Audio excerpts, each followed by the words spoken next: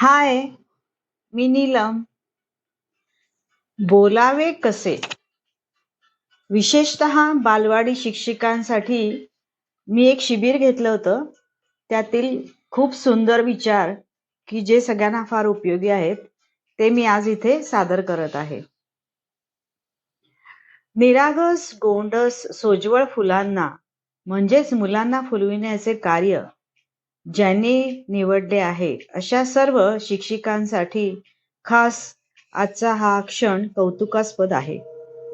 कारण माझ्या दृष्टीने आज आपल्या देशाला लोखंडी स्नायूंची आणि पोलादी मज्जातंतूंची गरज खरीखुरी आहे. आज गरज आहे अशा दुर्दम्य इच्छाशक्तीची की जी विश्वाची गूढ रहस्य उकलेल आणि जरूर पडल्यास महासागराच्या तळाशी जाऊन प्रत्यक्ष मृत्यूला तोंड देऊन आपले उद्दिष्टे साध्य करून घेईल, असे वक्तव्य जे विवेकानंदांनी केले आहे, त्या उद्याच्या पिढीला आकार देण्याचे, रंगरूप देण्याचे काम तुम्ही स्वीकारले आहे. आणि अशा तुमच्यासारख्या मानवतेच्या दृष्टीतून महान कार्य करणाऱ्या मैत्रिणींच्या समवेत आजचा हा माझा वेळ तुमच्यासोबत शेअर करताना मला खूपच आनंद होत आहे. खरंच हे माझे अहोभाग्य. शिक्षिका, शिक्षक, प्रोफेसर म्हटले की एक समीकरण असते. माईक किंवा स्टेज मिळाले की 45 मिनिटे थांबतच नाहीत. म्हणून मला इथे एक गमतीशीर गाणे आठवते. एक होता पोपट, तो सारखी करी वटवट. तिथे आल्या मास्तरीन बाई आणि पोपटाला बोलायला वेळच नाही. आपण सर्व महिला बोलणे पटाईत, निरर्थक वायफळ बडबड अशामध्ये खरंच एक्सपर्ट असतो. तुम्ही दिवसा तुमच्या नवऱ्याला जर बोलण्याची संधी दिली तर तुमचा नवरा रात्रभर झोपेत बडबडणार नाही किंवा घोरणार नाही, असा एक किस्सा आहे, तो तुम्हाला माहीतच असेल. यावरून लक्षात येते की सुयोग्य, दुसऱ्यावर छाप पडेल, दुसऱ्याला समजेल असे बोलणे, वागणे, दिसणे हे सर्व असणे फार महत्वाचे, म्हणजेच की ज्याला आपण म्हणू व्यक्तिमत्व विकास. याची सुरुवात खरं तर स्वतःपासून केली पाहिजे. The eyes are the windows of the soul. प्रथम आपले मन की जे छत्रीसारखे आहे ते खुले करा. मनाची तुलना कॉम्प्युटर बरोबर केली तर ऐच्छिक मन म्हणजे कॉम्प्युटरचा स्क्रीन, अनैच्छिक मन म्हणजे त्याची फ्लॉपी डिस्क. त्या डिस्कमध्ये भाव, भावना, अनुभव, व्यवहार हे रेकॉर्ड केले जातात. जीवनाची अद्भुत इमारत रचण्यात याचा कार्यभाग अद्भुत असतो. आचार्य जे ज्ञान देऊ शकत नाहीत, एवढे ज्ञान तो देतो, त्याचे नाव अनुभव. अनुभवातून ज्ञानाचा जन्म होत नाही. एकदा विनोबा भावे नायकाने प्रश्न विचारला, पांढरी खादी, रंगीत खादी कोणती आवडते? पांढरी आवडते कारण धूळ सोसत नाही. मनाला वाईट गोष्ट जवळ आली की पांढऱ्या खादीसारखे मन असणे फार महत्वाचे. पौर्णिमा आवडती की अमावस्या? अमावस्या, कारण पांढऱ्या खादीचे मन असणाऱ्याचे ध्येय म्हणजे अमावस्या. अमावस्येला स्वयंप्रकाशित तारका स्वतंत्र असतात, चंद्राच्या गुलामीतून बाहेर पडतात. म्हणजेच कोणतेही सत्कृत्य करताना प्रथम आपले मन सक्षम व सबळ असले पाहिजे आणि त्याचबरोबर स्वतःची आत्मजागृती ही तितकीच महत्वाची. मनोरथाला रचनात्मक शक्तीची चाके असावी लागतात. ती नसली तर रथ पुढे जात नाही. यासाठी स्वतःचे निरीक्षण केले पाहिजे. वॉच या शब्दाची गंमत आपल्याला माहित आहे का? WATCH. आता बघा हा, W means words, A means actions, T means thoughts, C means characters and H means habits असा हा वॉच शब्द तयार होतो. हे सर्व आपण अंगीकारले पाहिजे. विजय त्याचाच होतो जो विजयासाठी साहस करतो. Every man is a volume if you know how to read him असं चॅनिंगने म्हटलेलं आहे. Journey of 1000 miles begins from a single stone. Sorrows are our best educators. A man can see further through a tear than a telescope असं Byron म्हणतात. सकारात्मक विचार, मनाची एकाग्रता, मनाची प्रबळता, ध्येय निश्चिती, धडाडी, आत्मविश्वास, आत्मपरीक्षण, आत्मसन्मान या गोष्टी आपल्यामध्ये वाढीस लागण्यासाठी जरुरी आहे ती आत्मभानाची. त्याच्यासाठी एक सिंहाचा बछडा शेळीच्या कळपात जातो बर का, आणि तिथे तो लहानाचा मोठा शेळीसारखाच होतो. आणि जेव्हा केव्हा तो मोठा होतो तेव्हा त्याला जेव्हा स्वतःची कल्पना येते की मी सिंहाचा बछडा आहे, तेव्हा तो कडाडून डरकाळी फोडतो. तोपर्यंत त्यानं कधी स्वतःचा आवाज हा बाहेर काढलेलाच नसतो.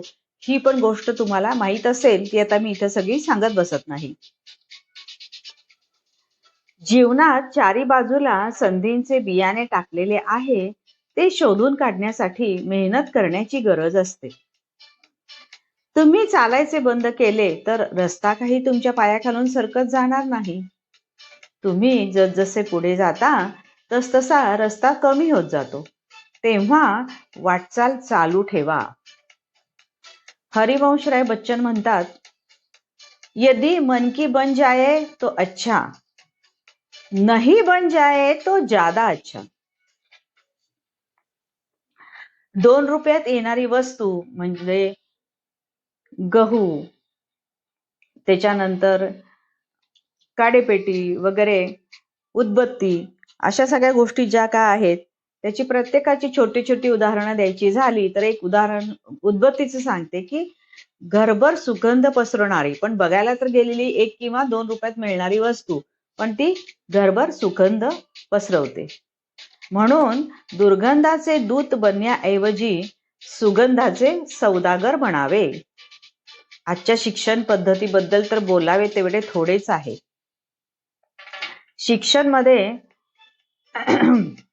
टिकाव धरण्यासाठी खूप आता कष्ट करावे लागतात. कठीण समय येता टिकाव धरावा.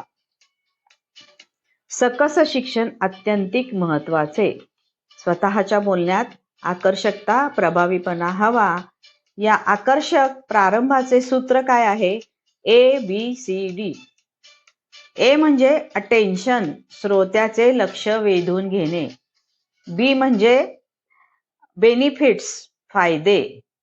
सी म्हणजे क्रेडिटिबिलिटी, विश्वासार्हता, आवश्यक किंवा पुरावे देणे. आणि डी म्हणजे डिरेक्शन ऑफ थिंकिंग, दिशा स्पष्ट करा. महिलांच्या भावनिक हुशारीने काम करण्याची सवय असते महिलांना. या व्यवस्थापनात SWOT सूत्र सांगता येईल. SWOT means SWOT. S means strength, W means weakness, O means opportunity आणि T means threat. म्हणजे क्षमता व कमतरता दोन्ही असतात. कमतरता जाणीवपूर्वक कमी कराव्यात. ज्ञानाच्या सरोवराच्या पृष्ठभागावर जीभ फिरवण्याऐवजी त्याचा एकच घोट घ्याल तर तुमचे जीवन महासागर बनेल. व्यक्तिमत्व विकास 2 भागात विभागणी करता येईल. एक बाह्य व एक आंतरिक. बाह्य मध्ये डोळे, स्पर्श, कपडे, सुगंध, म्हणजे first impression is the last impression, हे आपण नेहमी म्हणतो, तुम्हाला ऐकून माहीतच असेल. आंतरिक मध्ये वागणूक, खुल्या मनाचा निश्चय, डिटर्मिनेशन म्हणजे पुढाकार, इनिशिएटिव्ह, संघटित असणे, किंवा व्यवस्थितपणा, पूर्वयोजना, प्लॅनिंग आणि चिंतन एक सवय. त्याच्यानंतर विचार आणि समाजाचे काहीतरी देणे लागतो. या सगळ्यातूनच आपण आपल्याला जे करायचे आहे त्याची नेहमी नोंद ठेवावी. त्यामुळे आत्मविश्वास जागृत होतो. बोलावे कसे? तर पु ल देशपांडेंचं आपल्याला माहितीच असेल. तर त प प करत बोलावं की कसं बोलावं. पु ल देशपांडेंचं ऐकणं आदर्श ठेवून त्याप्रमाणे आपण बोलायला शिकलं पाहिजे. डोक्यावर बर्फ व तोंडात साखर. त्यानंतर सुसंवाद. सुसंवाद कसा साधावा, त्याचबरोबर तो मनात कसा उतरावा, ह्यासाठी श्याम भुरके यांचं सुद्धा खूप सुंदर पुस्तक आहे सुसंवाद. क्रिएटिव्ह व्हिज्युअलायझेशन म्हणजे आपल्याला जे काही करायचं आहे त्याचा मनामध्ये आराखडा अगदी चलत चित्रपटाप्रमाणे पाहणे. अचूक निरीक्षण, ज्ञान, अभिनय, उच्चार स्पष्ट व शुद्ध आणि शब्द संपत्ती अफाट. ह्या सर्व गोष्टींचा मुलांच्या मनावर खूप प्रभाव होतो. कशामुळे? तर जर सगळ्या बाईंच्या मध्ये जर हे असेल किंवा शिक्षकांमध्ये असेल तर त्यांचा प्रभाव मुलांच्या मनावर खूप पडतो. त्यामुळे शिक्षकांनीच आधी एवढं तयार असणे गरजेचं आहे असे मला वाटते. किंवा जाहिरातीतून सुद्धा शिक्षण देता येतं. पेप्सोडेंट दाताची किंवा साबणाची जी ऍड असते त्याच्यातून स्वच्छतेचं, खरेदी करताना योग्य काय अयोग्य काय वगैरे वगैरे बारीक गोष्टी सुद्धा आपण शिक्षक म्हणून शिकवू शकतो. अचूक निरीक्षण करणे, डॉक्टर परीक्षा, तोंडात बोट घालू नये, घाण जाते वगैरे वगैरे अशा बारीक सारीक सगळ्या किस्स्यातून सुद्धा आपण त्यांची जनजागृती किंवा त्यांना प्रशिक्षण आपण देऊ शकतो.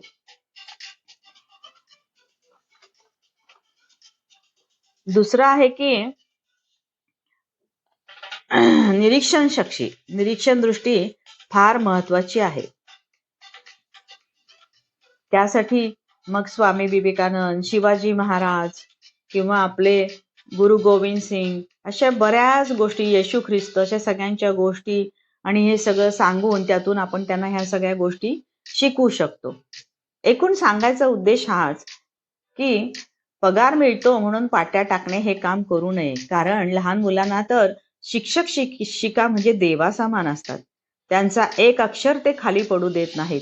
घरी कुणाचे ऐकत नाहीत, बंडखोरपणा करतात. पण बाईंनी सांगितले किंवा सरांनी सांगितलं म्हटलं की ते तत्परतेने करतात. म्हणून सर्व शिक्षकांनी सजग असणे फार महत्वाचे. शिवाय मुलंही अनुकरण प्रिय असतात. म्हणून प्रथम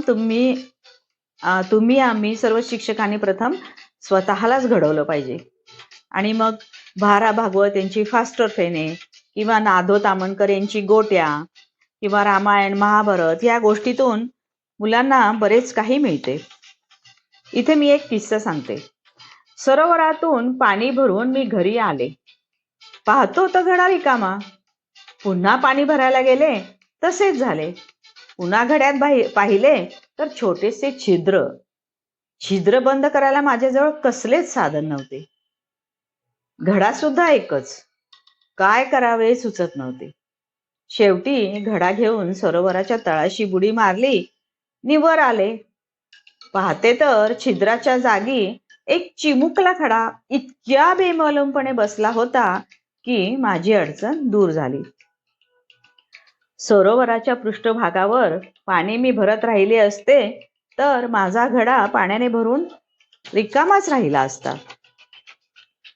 म्हणून ज्ञानाच्या सरोवरात तळाशी डुबकी मारायला शिका आणि तुमच्यातले सर्वोत्तम गुण तुमच्या विद्यार्थ्यांच्यात उतरवा. मग प्रत्येक विद्यार्थ्यातूनच तुम्हाला एक व्यक्तिमत्व की जे जगाला दिपवून टाकेल. अब्दुल कलाम, किरण बेदी यासारखी त्यातूनच उदयाला येतील. मला इथे एक गोष्ट आवर्जून सांगावी वाटते की मुलांच्यातील जिज्ञासा, कुतूहल व संशोधक वृत्ती आपण त्याला बहरू देत नाही, ती मारून टाकतो असे न करता त्यांना बहरू द्या. त्यांच्या प्रश्नांची उत्तरे त्यांच्याच भाषेत त्यांना द्या.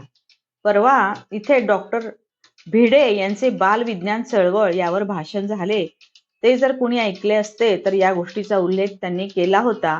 आणि हे सर्व आपल्याला येण्यासाठी आपले ज्ञान समृद्ध व्हावे म्हणून सर्वात प्रथम पायरी वक्तृत्व येते. जे येत नाही त्याचा ध्यास घेतला पाहिजे. इंटरनेट म्हणजे माहितीचा खजाना. आता तर वक्तृत्व कला शिकवण्याच्या साईट्स आहेत. अशा ज्या बऱ्याच साईट्स आहेत की आपण शोधलं तर आपल्याला मिळतील. त्यानंतर भाषण ऐकण्याची सोय आहे.